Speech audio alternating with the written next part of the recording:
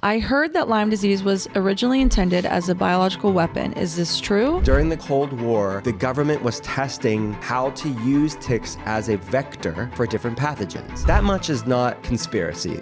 I've been experiencing some issues with my tongue ever since I can remember. The dentist always diagnoses it as geographic tongue. There's an unfortunate term in the research. Yeah. It's called scrotal tongue. Ew, I hate that. I hate it so much. Yeah. Medical Medium's perspective on labs and how people can actually feel worse from having their blood drawn for testing. You're putting people in a place where, read my book, eat blueberries, gobble down celery juice and spirulina. There's really not, you're leaving people high and dry. What's up, and welcome to The Art of Being Well. Man, it's giveaway time. Ooh, yay. Let's go. Yay. That sounded really exciting. Yeah. People love this giveaway. They do. I love a giveaway. I didn't want to be too loud. It was an emphatic yay. You didn't want to scare them too early in the episode. Exactly. I didn't want to just start screaming. Let's leave the deep-seated fear later on. Yes, absolutely. Yeah. Anyways, we're giving away free signed books. You can pick out Ketotarian, The Inflammation Spectrum, Intuitive Fasting, or Gut Feelings. We're giving away free supplement protocol stacks that we have at drwillcole.com. Hormone health, gut health, nervous system regulation, brain health, so many different things. You can check them out and pick which one you want. And we're giving away free telehealth consults with either me, Emily, or Andrea. Woohoo!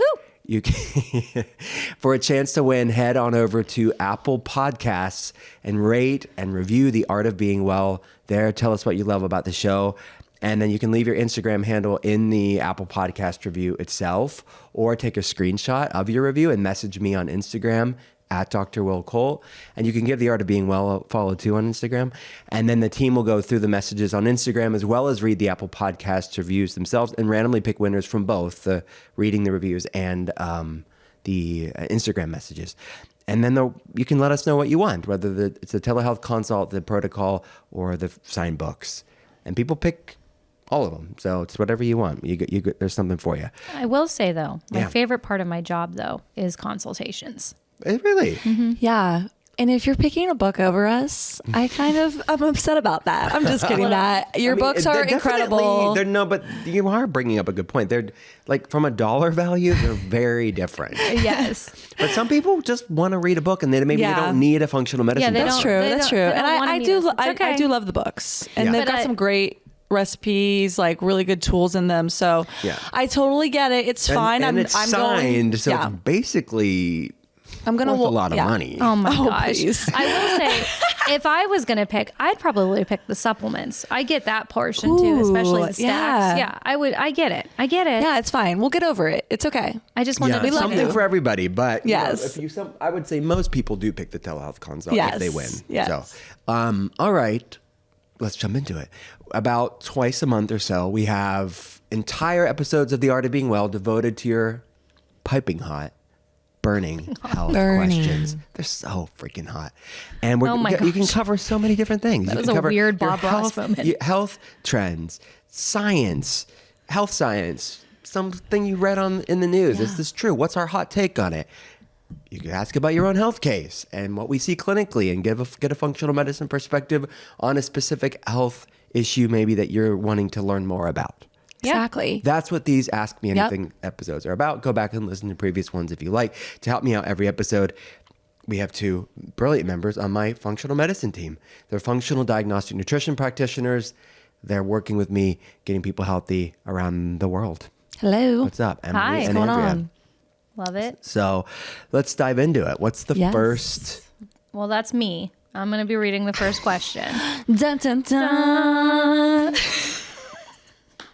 That was too much. We're on something today. All right. Well, that's me. It is like the You know the what intro. it was, because I made it too abrupt and she wasn't prepared. I wasn't. Yeah, she's like, what do I say? What do I say? Where's my question at? No, I didn't have my screen pulled up. So yeah, you're right. I was stalling for time.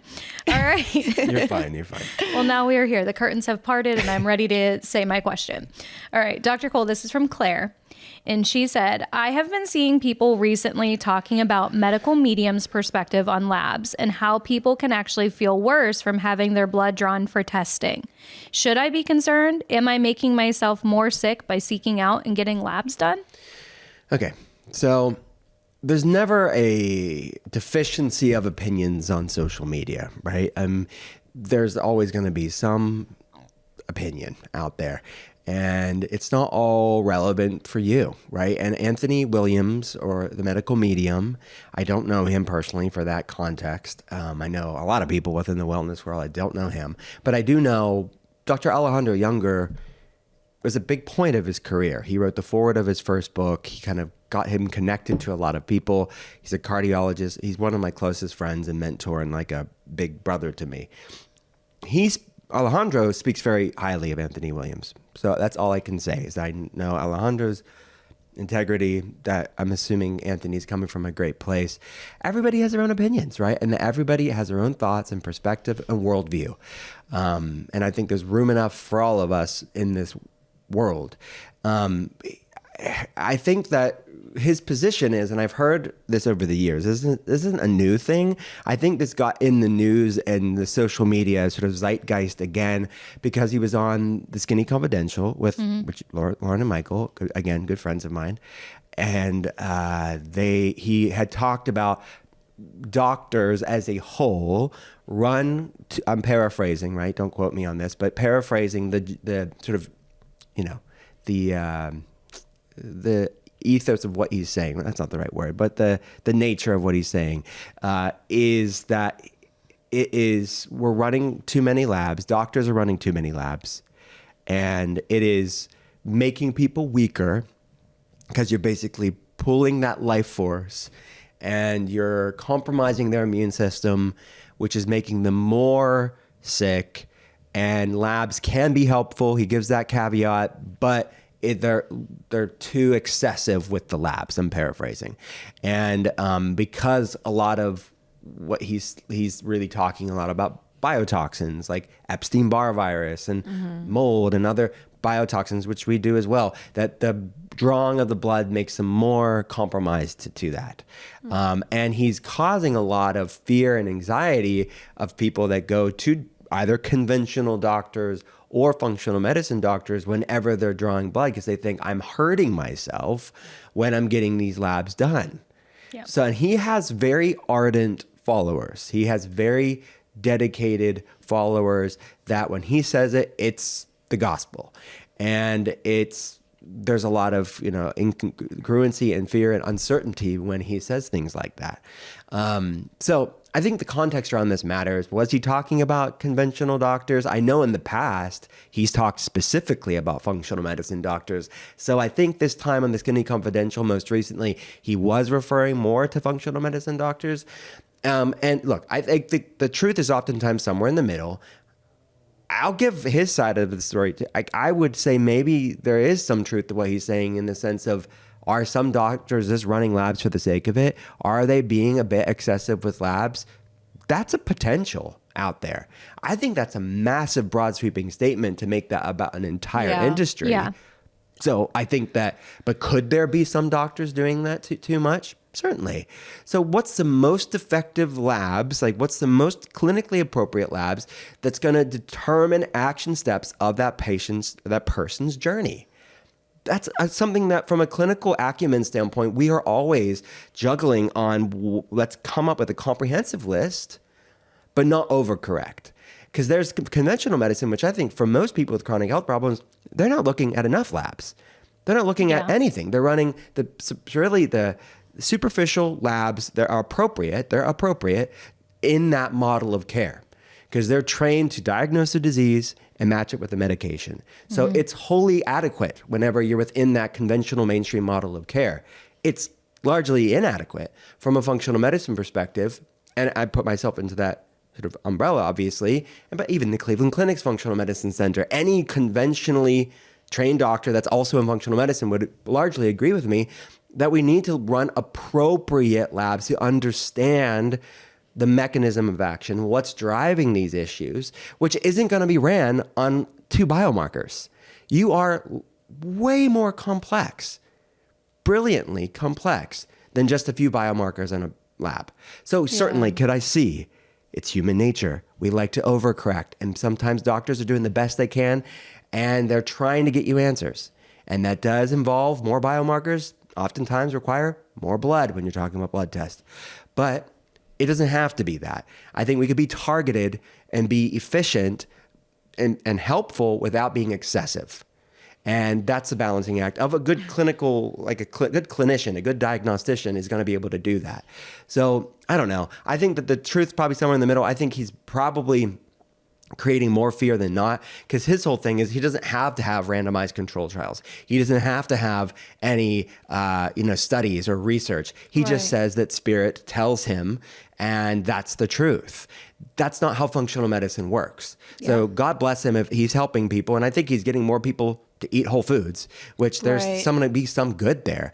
But I think creating the sort of, and I'm using this word loosely, but almost like cult-like religiosity to it, where it's almost like Christian Science in the way where it's like you can't draw blood, or certain sects where it's like a fear doctors and don't go at all. You can't because the life force is in the blood and you can't draw it. Like the context and nuance is lost when you're talking about these big topics on podcasts.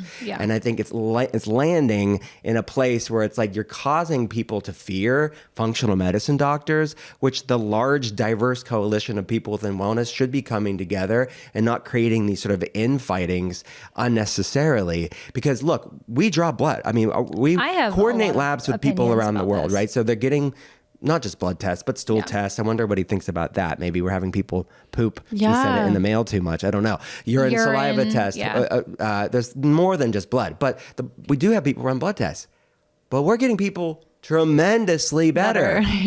We're healing them just fine. Their body is getting to an amazing place, and they're drawing blood. So Anthony Williams, I'm imploring you to maybe talk to maybe more people than functional medicine, and maybe you're talking to people who had a bad experience, and that's what's giving you the opinion. But we have thousands and thousands of people throughout 15 plus years that are doing just fine, and they're running appropriate labs. When I first read this, I did do a little bit of research just to try and better understand what he meant by this. And everything can be taken out of context, right? When we're, like you said, a clip from a podcast is entirely different than someone's entire belief system.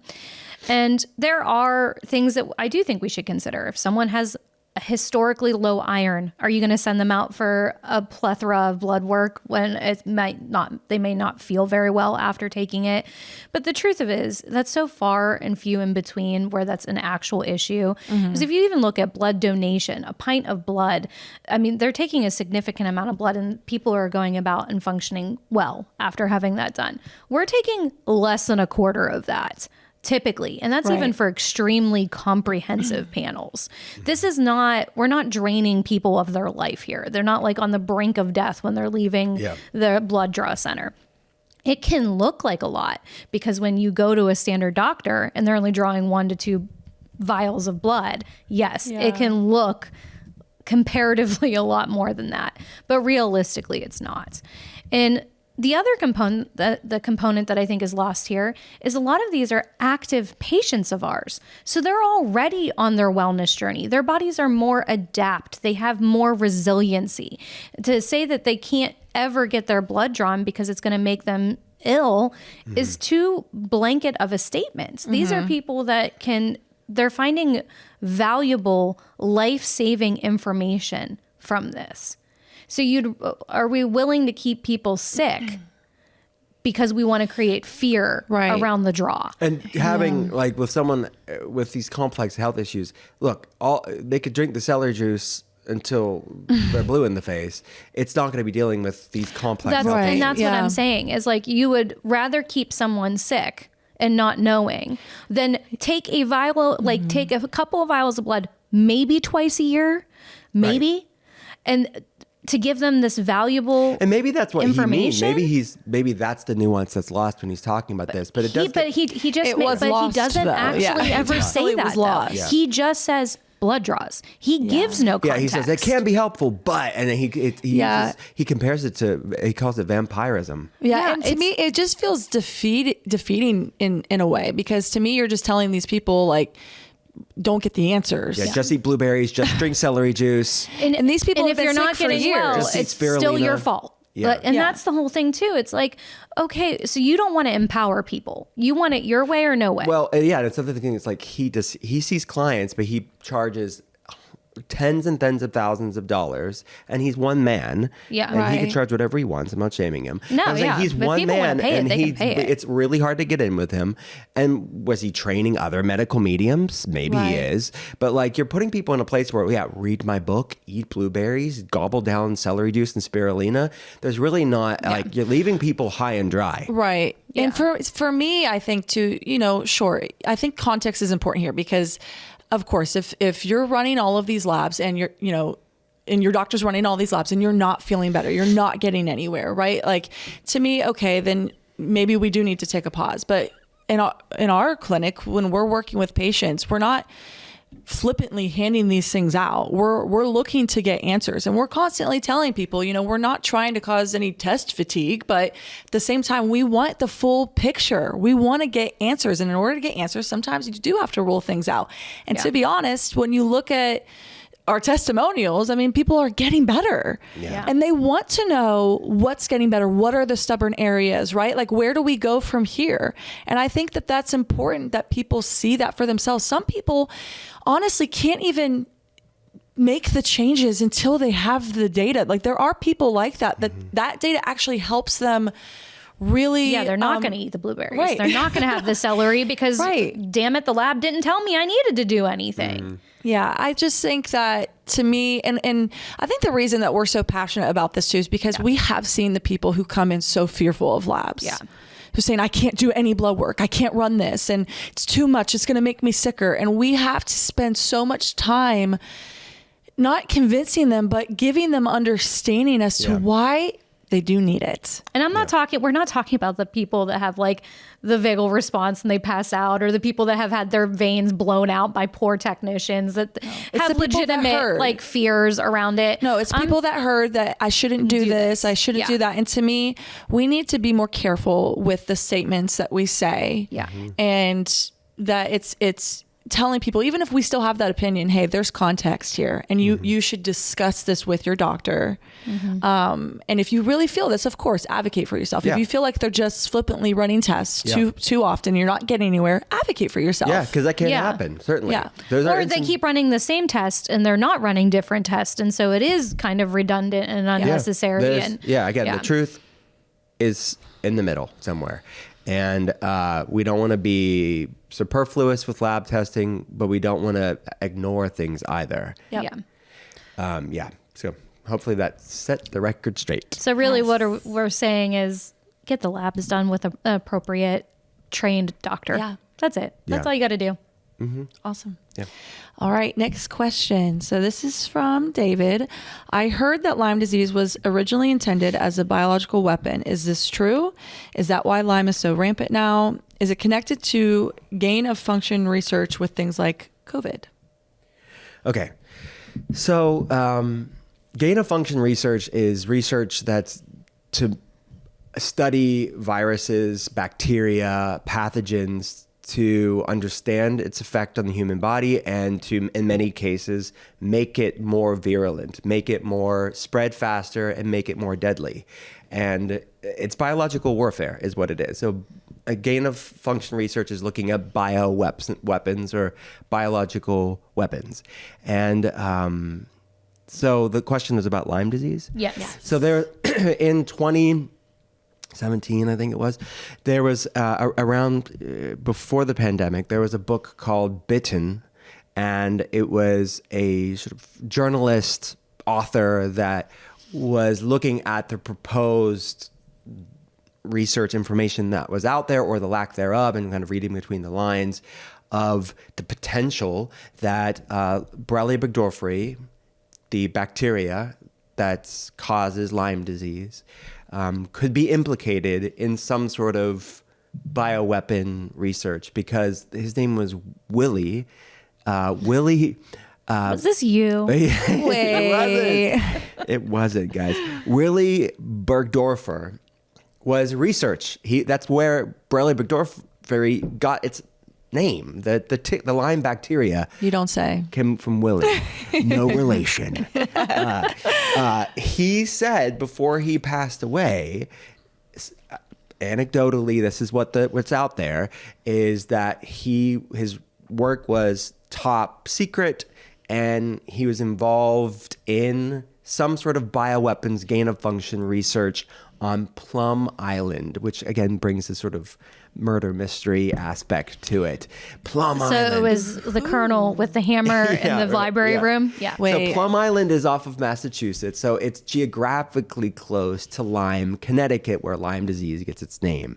So there are massive, I would say, holes within this theory because we don't know enough. So I think there needs to be transparency, more investigation, more research, more look at this. The problem of this is when the information that is out there is faced with historical precedents, it would be the height of deep faith to not question the holes here, because the government and multinational corporations do have a history of researching pathogens to make them more deadly and more virulent.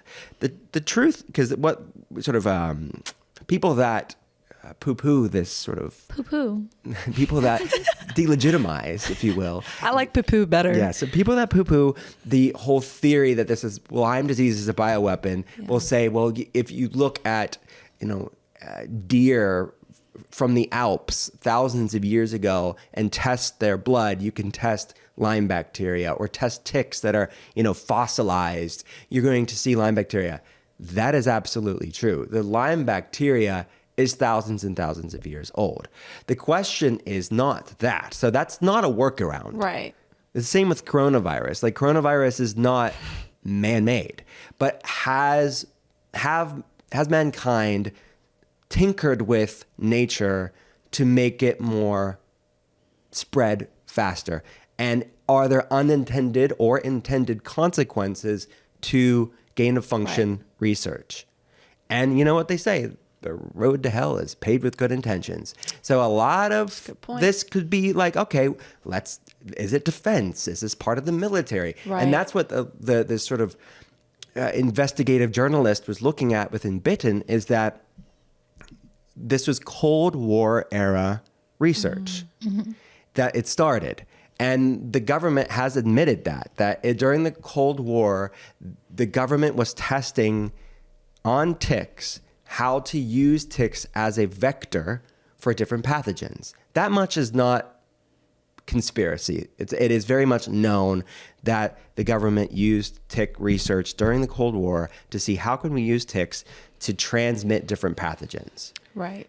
Then that's the Cold War. Cut to the 80s, good old Willie was also doing research, and that's when this specific bacteria was discovered, and then there's these outbreaks of like Lyme, Connecticut, and there's other outbreaks around the country. It's like, why did this all of a sudden happen? Get worse. I think that it's a complex topic, and there's other environmental factors, like did climate change, did deer population changes impact the sort of virality of all of this? I don't think it's just one thing.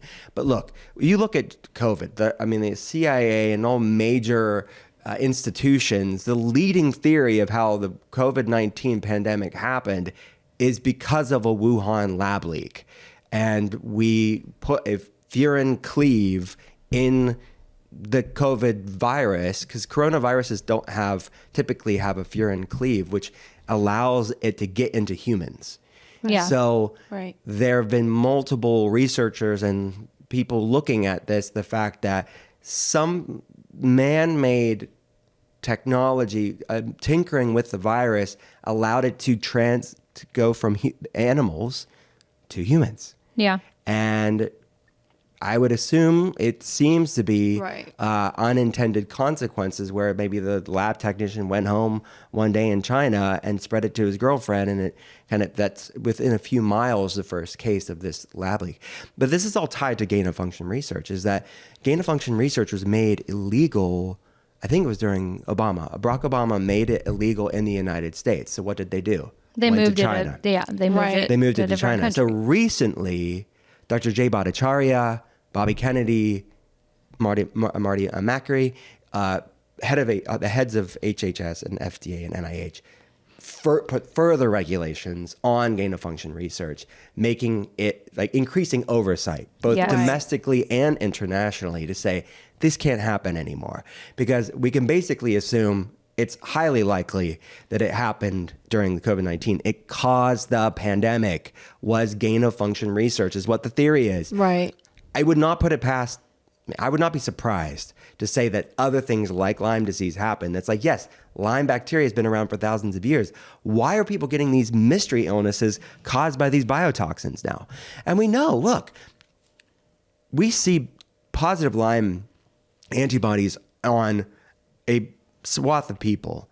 Not everybody has Lyme disease markers. Yes. So I don't think it's as simple as saying, well, maybe it's not just the Lyme bacteria. Maybe it is a Right. combination of different genetic susceptibility Right. to it. Yeah, the which we know other- that Right. long COVID, Yeah. some people have these Yep. HLA gene variants. There are studies Yeah. that show the same thing with Lyme diseases. Maybe these methylation HLA gene variants where their immune system cannot handle this bacteria, There's the whether it's compounded tinkered with factors, man too. or not. I mean, if you think about the compounded factors of it, it's not just Lyme disease. It's also Right, the like- fact that we have more chemicals in our environment. Yeah. We have poorer food supplies. We Yeah. have- Well, and then so I've is heard- that making us more susceptible too? Right. Yeah. I've heard some people The postulate. demand is higher. Yeah. I've heard some people postulate that it's like this overall burden. Yes. Whereas Yeah. like our ancestors had Lyme, but it wasn't like this living in this toxic. They weren't soup like modernity. rolling around in glyphosate for fun on a golf course. Like, or yeah. an EMF component. Yes. I've heard some people say, well, Yeah. is it EMFs that's stressing out the body where it's like this tick bacteria has been Yeah. in the body, but it's triggering this hypervigilant immune response. Right. Yeah. Right. Or So is it's it complex and it's not Yeah. all settled. It's not settled. These are just questions that researchers and clinicians like Right. us are postulating because of the data that is out there. That's why we need more transparency and more research. Yeah. And when you have Right. this sort of cloaked, veiled conspiracy, it creates a hotbed for conspiracies Yeah. because you try to hide things so much that people are going to ask questions. Right. And I think, we can really come against this contrarian type of thinking too, but, we should be questioning these things. We should at least be wanting to investigate the stuff and know more too, even in regards to Lyme and, I think for so long we've tried to deny that this is a problem, Yeah. but it is. I mean, it's impacting every state. I think we try to think, oh, it's just Connecticut or It's just just the East. Northeast. Yeah, but it's not. It's impacting every state. Yeah, we see it in arid areas because it's not just the deer tick too. It's now spread Yes. to other types Yeah. of ticks, European Yes. ticks.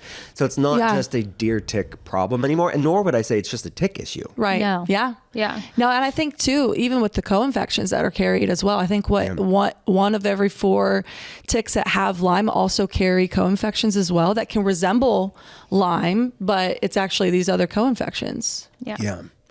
So it's fascinating. And I will say this, in 2019, July of 2019, I'll get you the name of this is wild, right? This is not on the mainstream news. You can understand why. In July 2019, Representative Chris Smith from New Jersey, he was a senator, U.S. representative from New Jersey, introduced an amendment to the House's Defense Authorization Bill passed via voice vote, directing the Pentagon's Inspector General to investigate whether the Department of Defense experimented with ticks as biological weapons between 1950 and 1975. The amendment was inspired by this journalist Newby's work in Bitten and other works like Michael Carroll's Lab 257, which is another source of this information that's out there, which fueled speculation about Plum Island. Smith argued, again, U.S. representative, that 300,000 to 437,000 annual Lyme cases and 10 to 20% developing chronic symptoms, the public deserved answers about potential military involvement. Guess what happened? A few months later, another gain of function research issue. So it kind of shut down that conversation. Yeah. But I will say now that the pandemic's over, we're kind of more and more people are wanting to revisit this of what people talked about in 2017, 18, 19 because of this information that came out of saying, let's revisit this. We just came out of a massive, highly probable gain of function research experiment gone wrong or gone right, depending on who you're talking to. Yeah. And has this been used in other areas as well? Yeah. And I'm on board with everything you're saying. If I had a personal opinion, that would be it. However, the transparency could also be good, because what if this was with the best of intentions, like you said? What if they're researching this so that if it's tried to use against us, that they're able to build that thought. Yeah, that it's not always. That is the argument. It's not always That evil intentions. Right. If China or Russia or Iran has it, North Korea has it, Shouldn't we know how to protect the pathogens ourselves? to be bigger. Yes, Yeah. that is the argument. And I get that. But if we had transparency around information, it, yep. and understood why and how and the intention, and not just this mystery of, oh my gosh, well, everybody's more sick, so must be something you're doing, not something that our government did. Or and then if you do question it, you become the crazy person. You're the QAnon. You're the one that's like. And then there's so much division and hate, and that's, to me, it's just like, if we had the it's information, like, no, I'm just asking. I just we want could to be understand. a united front. And quite honestly, is there a way for us, if functional medicine knew that what this was, and knew the components and knew the science, is there a way for us to help people better? Yeah. And it's like, it's not always about pointing fingers just to lay blame at someone's foot, but like, how do we as a country move forward and say, there are sick people and we want to help them, and then coming up with a solution. And our government has intentionally and unintentionally, for many different circumstances, made our people sicker, knowingly. Yes. So let's start to clean up the mess. Let's learn from our past mistakes as a nation and try to do better. That's what my thought is. Yeah, 100%. I agree. All right, Dr. Cole. Next question. This one is coming from Ann W. We have a last initial. She said, hello, I wanted to pass on a question about fatty liver. If you're diagnosed, is it possible to ever get rid of the fat, or only stop the progression? If so, at what point is it too late? 20% fat? Once you have scarring, I assume you can only stop or slow progression. I know you have some website info, but that's the question I have specifically. I thought the number of people who likely have this would be a good topic. Thanks. Anne, is that her name? Anne. Anne. That is true. A lot of people can benefit from this. Okay, so let's break it down. Fatty liver disease. What the heck's going on there? Nobody wants that, right? It just sounds bad. Yeah. So bad. Fatty liver. It doesn't sound good. All right. So the body has these brilliant compensatory mechanisms, meaning it has a way to try to create, despite all our best efforts, try to create homeostasis, to try to create balance. So depending on the study that you cite, but upwards of 93% of the United States is metabolically unhealthy, right? They have a blood sugar problem. They're not checking all the boxes for optimal metabolic health. Okay, that's a lot of people. That's 7% of the United States is metabolically healthy. That's a small group of people. And the body, what that means is blood sugars are getting a bit too high.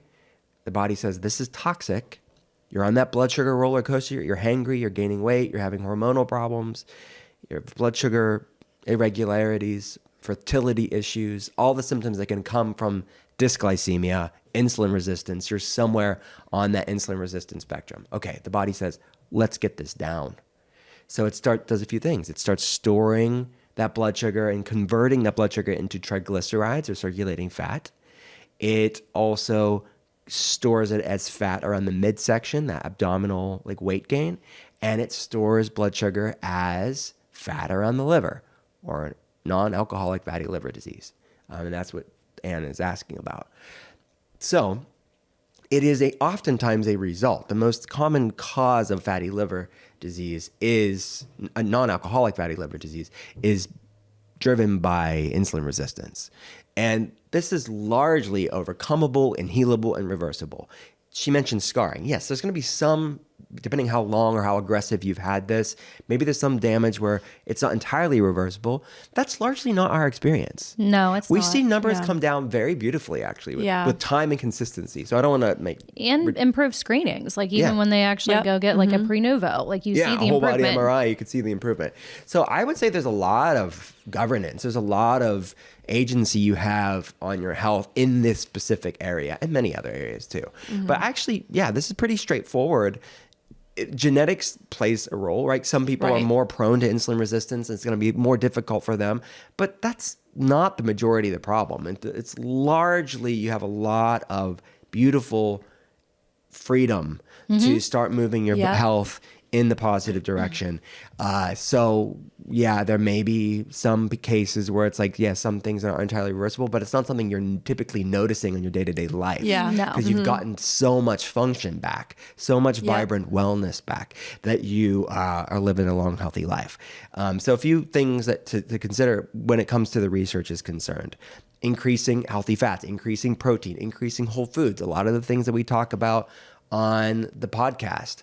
I wrote a book called Ketotarian, which is like a Mediterranean whole foods based ketogenic diet. We talk about cyclical keto and all of that stuff. There's lots of research around the Mediterranean diet and these polyphenol rich healthy fats, optimizing protein and fiber rich fruits and vegetables.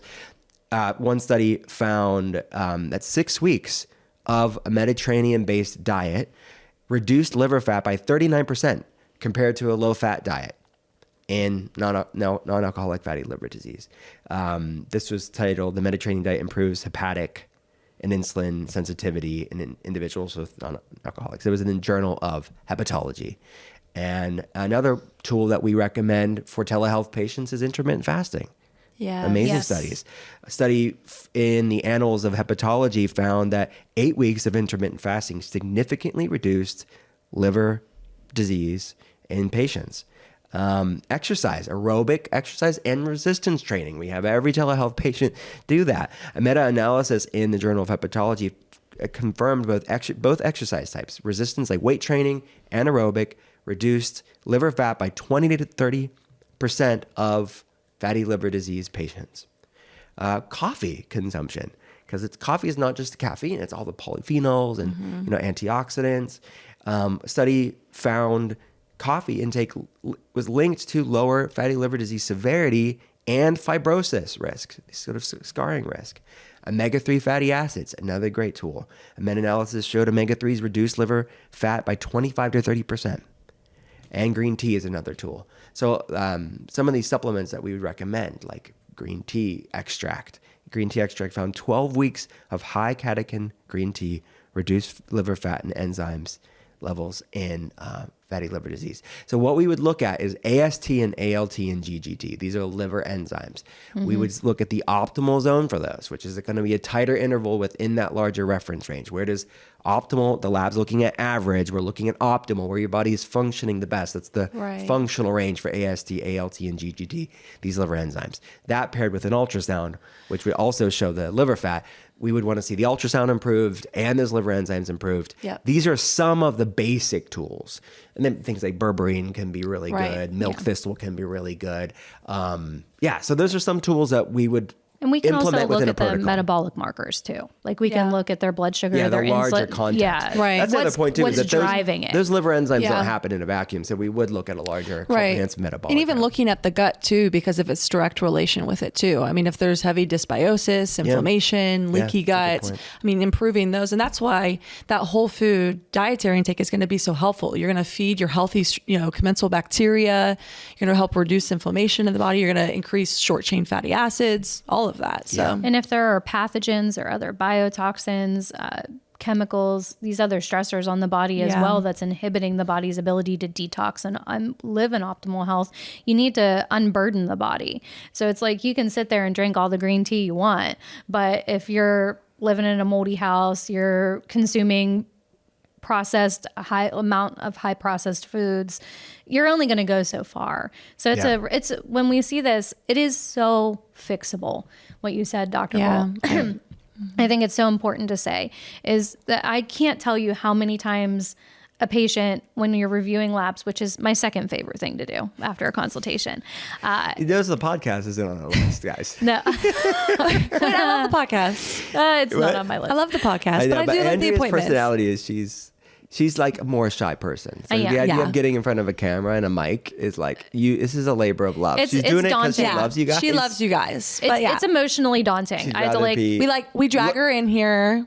She'd twice a much month. rather be in her comfort zone of looking at labs, talking to you all Yeah. one-on-one. yeah, 100%. But Does this mean that we like attention? We love being here. kind of. Well, I've been on too many podcasts. It's just it probably doesn't come Yeah. because you're an extrovert. Andrea and I are introverts. You guys are. That it does not come naturally to me as much, but it's just years and years of doing it. Yeah. Yeah.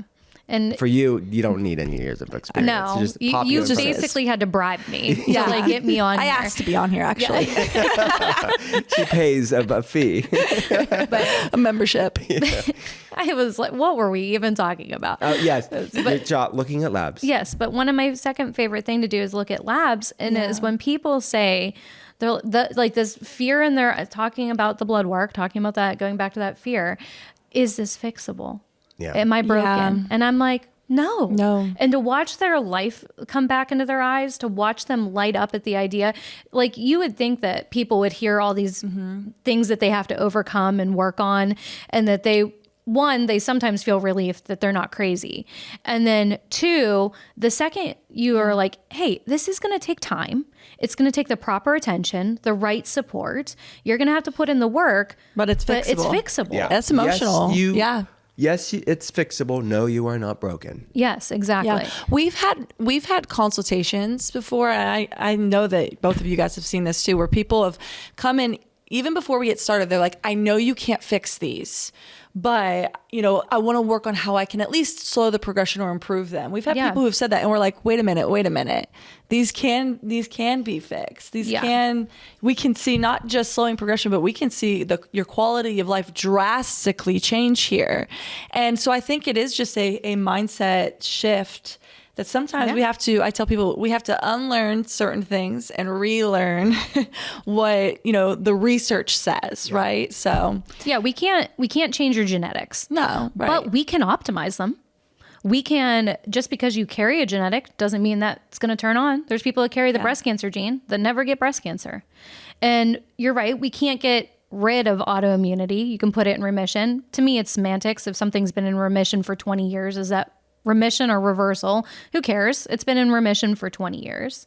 Yeah. We see people get well. So whether this is fatty liver that's due to poor genetics, or if it's lifestyle habits, or whatever it is that you're going through, ultimately what we have to remember is that your body is designed to heal, and that there are people out there that can help you to overcome this. So, Anne, you don't need to worry about that 20%. You don't need to worry about, how much scarring you have. There is so much hope. Yep. There is so much life still yet to be lived, and your body is capable. Yeah. And we just have to take the steps to get you there. And I hope Anne. you set up a consultation. Yeah. That's right, And I Anne. hope it's with me. You go, Anne. Well, I hope it's with me. No, me. Don't Whatever. fight over Ann, girls. We might. Girls. Girls. All right. And if you don't watch Here we go. the same shows as us, you will not get the That reference. was of, an Aunt Lydia reference, Handmaid's Tale. Shout out to Aunt Lydia.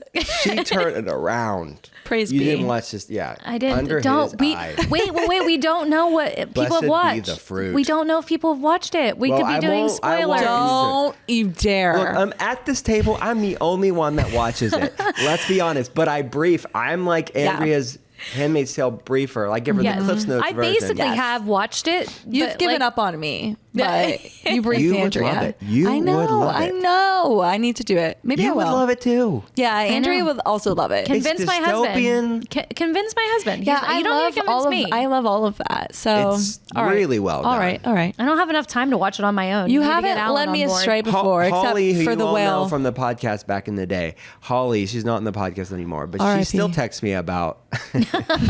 She still texts me about Handmaid's Tale. Yeah, she still will. does. She will. Yes. So Yeah. Again, you haven't led me astray before, except for the whale documentaries. I won't do that. Dolphin love. All right. Wait, what? I love the whale documentaries. Anyways, read your Okay. question. Yeah. You guys, introverts. All right, here we go. All right, last one from Ashley E. Okay. I am new to functional medicine idea and treatment options. I was introduced to this idea when I found your podcast. Woohoo.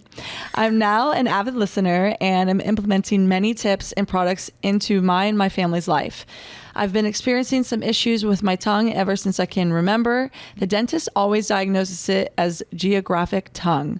My grandmother also had a similar tongue as me. Now that I'm more interested in functional medicine, I am curious if this isn't another issue than just a geographic tongue. I see now how every symptom in your body can be a symptom of something off within you. So maybe this is a symptom.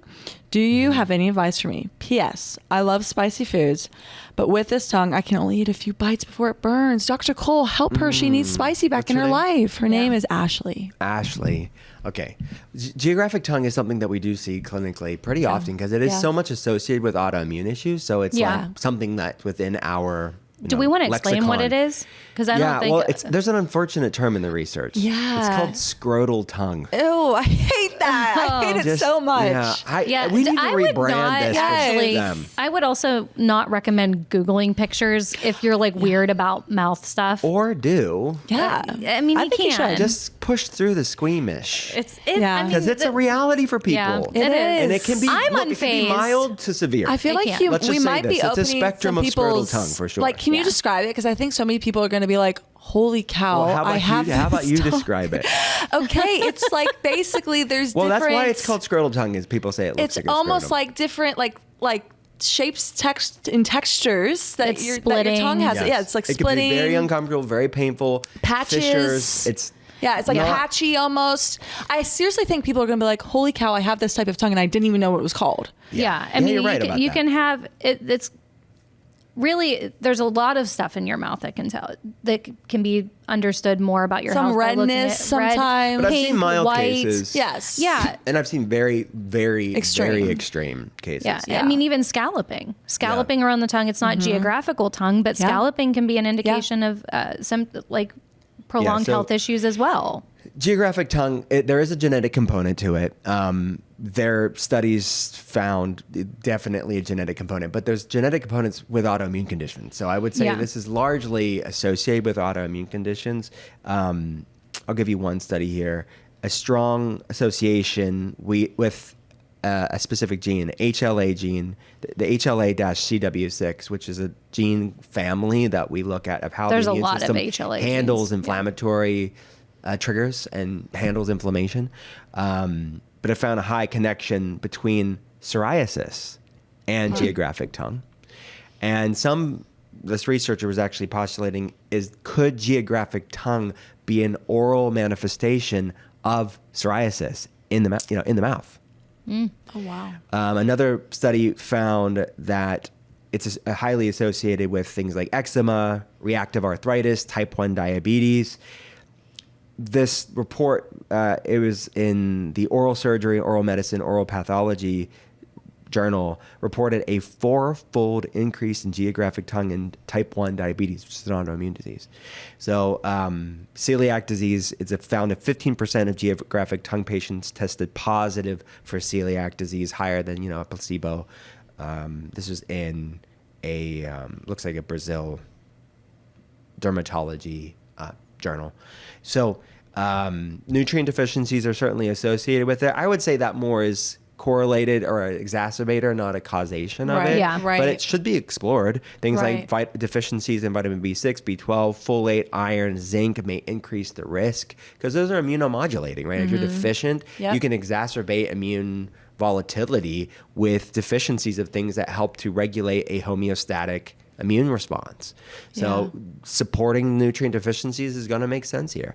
But look, this is going to be, with anything like this, it's associated with autoimmune inflammatory issues, is going to be a multi-pronged protocol. Yeah. It is not going to be just fixing B6 and zinc. Yes. Yeah. That's a good start, and it may significantly alleviate symptoms when you alleviate nutrient deficiencies.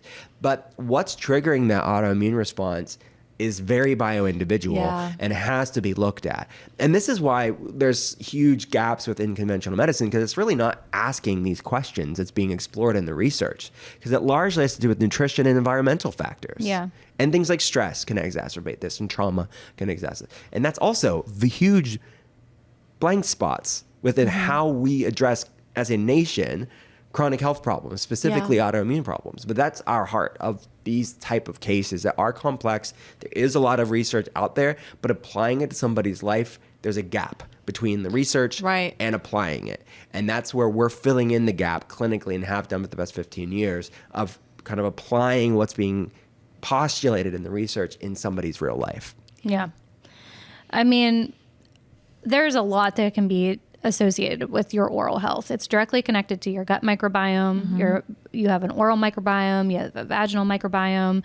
So when you're seeing these, it's a check engine light, as you often say, Dr. Cole. It's telling us to look somewhere. It's the symptom, it's the downstream effect of something much larger that's happening. Right. And so that's what we need when you're saying we need to dissect this and pull this apart and figure out what it is. That is really what that's telling us.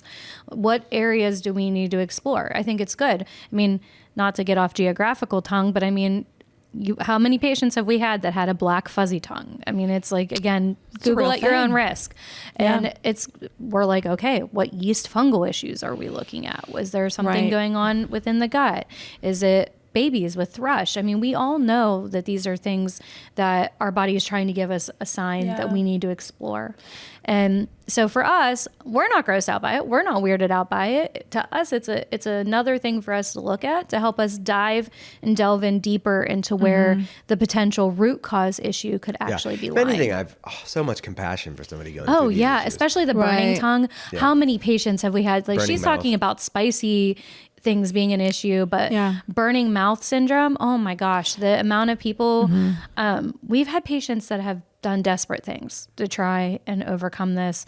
I'm going to talk about it. Yeah. We've had people so desperate that they have clipped their, used taste either buds. Mini scissors or nail clippers to clip their taste buds because they're just in such, and it actually breaks my heart to even talk about it because you're looking at someone who's so desperate for relief that they're literally doing whatever they can to remove their taste buds from their mouth because it hurts. Yeah, they're in pain. It'd be maddening, and then they go to the doctor and they're not given any options. Here's an analgesic, lidocaine. Here's a mouthwash. Yeah. Here you go.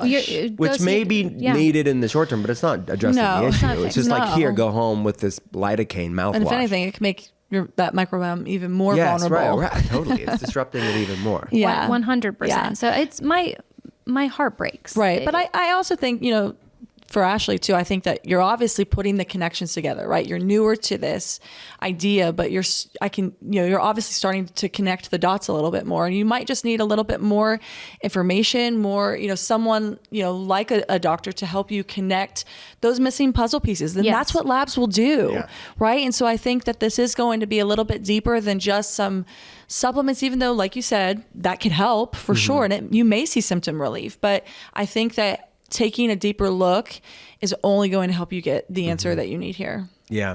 Our heart goes out to you. Yeah, reach out, go to the Become a Patient page if you want, and learn about the different ways we're there for people. Yeah. And we'll get that journey started for you. I think that was all the questions. That's all we got for today. All right, guys. I think these were burning health questions. Yeah, they were sizzling. They were. Why are you two doing this? I feel like I'm in a Denny's commercial with a skillet sizzle. It's so hot. Sizzling questions. What is going on? You want that piping hot moon over Miami? Oh, that takes me back to high school days. Wow. I'm old. But yeah, that's all we got for today. What a way to end. I am sorry. I apologize. That's who we are. Denny's is not a sponsor. If you could tell, doesn't need to be stated. It's not. Yeah. But but if they want to come up with a really good organic seed oil free menu, I'll help you out. We'll stop Denny's. by. I'll help you out, Denny's.